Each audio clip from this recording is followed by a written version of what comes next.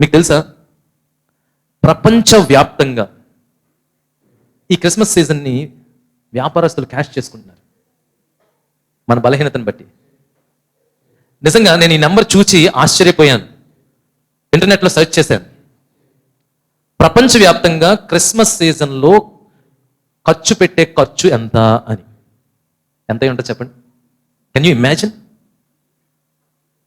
మనమే ఈ లోకంలో ప్రజలు చేస్తున్న ఖర్చు ఊహించగలరా? $1.08 ట్రిలియన్ అంట. ట్రిలియన్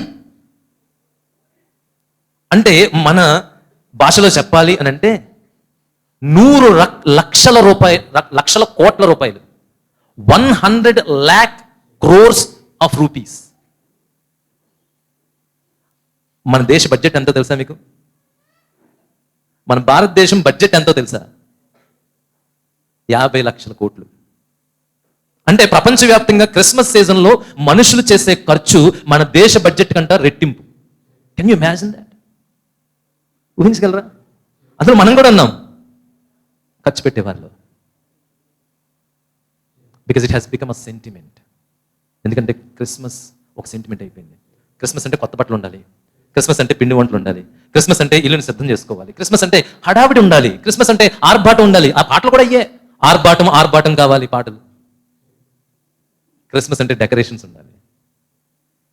కానీ ప్రియమైన దేవుని సంఘం, ఆ మొదటి క్రిస్మస్లో ఇవేమీ లేవు. No shopping, no decoration, no performances. అప్పుడు షాపింగ్ లేదు, డెకరేషన్స్ లేవు, ఆర్భాటమైన పెర్ఫార్మెన్సెస్ లేవు. ఎందుకనంటే ఆనాడు క్రిస్మస్ ఒక సెంటిమెంట్ కాదు, ఆనాడు క్రిస్మస్ ఒక పెర్ఫార్మెన్స్ కాదు. ఇట్స్ రియల్, నిజమైన క్రిస్మస్.